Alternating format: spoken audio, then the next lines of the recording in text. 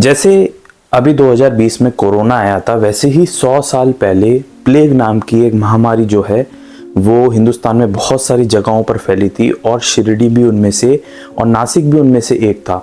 शिरडी में नहीं फैली थी क्योंकि ऑब्वियसली बात है कि बाबा वहाँ पर विराजमान थे, लेकिन जैसे कि नासिक हुआ और भी महाराष्ट्र के जिले हुए वहाँ पर जो है और बहुत ही घातक साबित हुई थी। एक भक्त थे साईं बाबा के जो कि वकील थे, उनका नाम था एसबी धूमल और वो नासिक में रहते थे। अब हुआ ये कि जब प्लेग फैला हुआ था तो वो बाबा को पत्र लिखकर शिरडी में भेजते थे कि बाबा मुझे सलाह दीजिए कि मुझे क्या करना चाहिए और मैं बहुत चिंतित हूँ प्लेग की वजह से। अब बाबा ने उनकी रक्षा कैसे की महामारी से, ये सब हमें जानने को मिलेगा। देखिए, जो एसबी धूमल साहब थे वो नासिक में वकील तो थे ही, साथ ही में वो अपने घर में बहुत आराम से रह रहे थे। लेकिन एक दिन उन्हें अपने घर में एक चूहा मरा हुआ मिला और उस जमाने में ऐसा कई सारी बार होता था कि अगर कोई चूहा मरा हुआ मिल रहा है तो ये मानिएगा कि जो प्लेग है वो फैलने का खतरा बहुत गुना बढ़ जाता है। जब उन्हें अपने घर में चूहा मरा हुआ मिला तो उनको बहुत चिंता होने लग गई। उन्होंने एक पत्र लिखा कि अब उन्हें क्या करना चाहिए, घर छोड़ना चाहिए या कहाँ जाकर रहना चाहिए, और ये सब चिंताएं उन्होंने अपने पत्र में लिखकर शिरडी भेज दी। और शिरडी श्यामा ने जब ये पत्र रिसीव किया उसके बाद श्यामा गए बाबा के पास पूछने। बाबा को द्वारका माई में श्यामा पढ़ के सुनाते हैं कि धूमल साहब पूछ रहे हैं कि उनके घर में उन्हें चूहा मरा हुआ मिला है और प्लेग जो है वो बहुत ही ज़्यादा फैलने की आशंका है नासिक में, तो उन्हें क्या अपना घर छोड़ देना चाहिए। उस पर बाबा कहते हैं कि हाँ, अभी जहाँ वो रह रहे हैं वहाँ से अपना सामान सारा लेकर और नासिक का जो बाजार है, मार्केट है, वहाँ पर धूमल साहब का एक और मकान है। तो धूमल जो क्या करें, वो अपने पुराने घर को खाली कर दे और नासिक के जो मार्केट में मकान है वहाँ जाकर रहने लग जाए। ये पत्र बाबा के थ्रू श्यामा ने जो है लिखकर भेज दिया एसबी धूमल को। अब धूमल ने जब ये पत्र देखा तो उन्होंने कहा कि बाबा का कहना है कि मार्केट में जाकर जो उनका घर है वहाँ जाके रहना चाहिए। उन्होंने अपनी सारा सामान पैक कर लिया और पैक करने के बाद वो अपने दूसरे मकान में शिफ्ट हो गए। कुछ दिनों तक वो वहाँ रहते रहे और नासिक में प्लेग पूरी तरह से फैल गया। और अचानक से एक दिन वो सुबह उठते हैं तो उन्हें अपने पलंग के नीचे 4 से 5 चूहे मरे हुए मिलते हैं। वहीं उस दिन पूरे दिन उन्हें लगभग 15 चूहे उनके घर के आसपास मरे हुए मिलते हैं। ये देखकर वो बहुत ही ज़्यादा डर जाते हैं क्योंकि उनने ये सोचा था कि बाबा ने उन्हें यहाँ शिफ्ट कर दिया है तो अब वो प्लेग से दूर रहेंगे।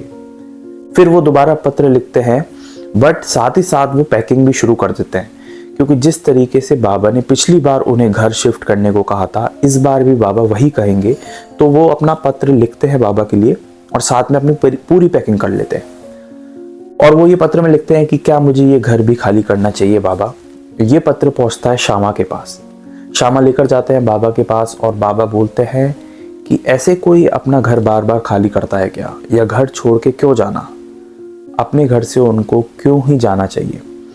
वो अपने घर में ही रहें, आराम से रहें और उन्हें घर छोड़ के जाने की ज़रूरत नहीं है। बस एक बात ध्यान रखें, वो अपने घर के कुएं का पानी नहीं पिएं और जो गोदावरी नदी है वहाँ से ताज़ा जल भर कर लाएं और उसे पिएं। बस, और कहीं जाने की ज़रूरत नहीं है। और क्यों चिंता करते हो, मैं यहाँ पर बैठा हूँ ना। ये कहकर बाबा ने वो पत्र श्यामा के थ्रू भिजवा दिया वापस। पत्र पहुँचा भी नहीं था तब तक जो धूमल साहब है उन्होंने पूरी पैकिंग कर ली थी और उन्होंने वो बिल्कुल बाबा के पत्र का ही वेट था क्योंकि उन्हें मालूम था कि उनको लग रहा था ऐसा कि बाबा उन्हें बोलेंगे कि अब ये घर से भी आप शिफ्ट कर लो।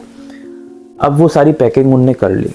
अब जैसे ही वो पत्र देखते हैं वो ये देखकर हैरान हो जाते हैं कि बाबा ने ये कहा था कि घर मत छोड़ो, यहीं रहो, बस जल जो है वो कुएं के बजाय गोदावरी नदी से लाओ। अब उन्हें और टेंशन होने लगी, पर क्योंकि बाबा का आदेश नहीं था घर छोड़ने का तो उन्होंने घर नहीं छोड़ा।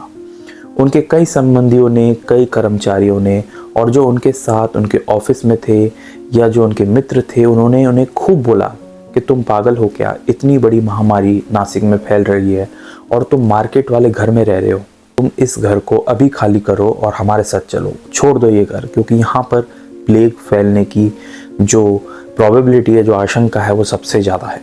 इसलिए किसी की बातों में मत आओ और इस घर को तुरंत खाली करो क्योंकि तुम्हारे घर से 15 चूहे भी मिले। लेकिन एस.बी. धूमल का विश्वास दृढ़ था साईं बाबा पर।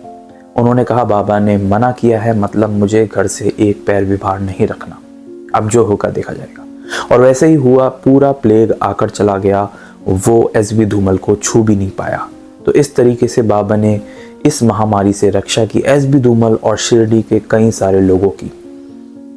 वहीं एक तरफ जब उनके साथी संबंधी सोच रहे थे कि वो बाबा की बात क्यों सुन रहे हैं, दूसरी तरफ एस.बी. धूमल का विश्वास ये बताता है कि उनका जो पूरा जो विश्वास था और जो पूरी जो फेथ थी वो बाबा में थी, और इसी वजह से प्लेग उन्हें छू भी नहीं पाया। उम्मीद है आपको ये कहानी सुनकर अच्छा लगा होगा। इसी तरह साईं बाबा से जुड़ी हुई ढेर सारी रियल हिस्ट्री इस चैनल पर अपलोडेड है, जिन्हें आप जाकर सुन सकते हैं। मैं बाबा से जुड़ी हुई कहानी पढ़ता रहता हूँ, समझता रहता हूँ और आप तक पहुँचाता रहता हूँ। मिलेंगे एक नेक्स्ट वीडियो में, तब तक के लिए ओम साईं राम।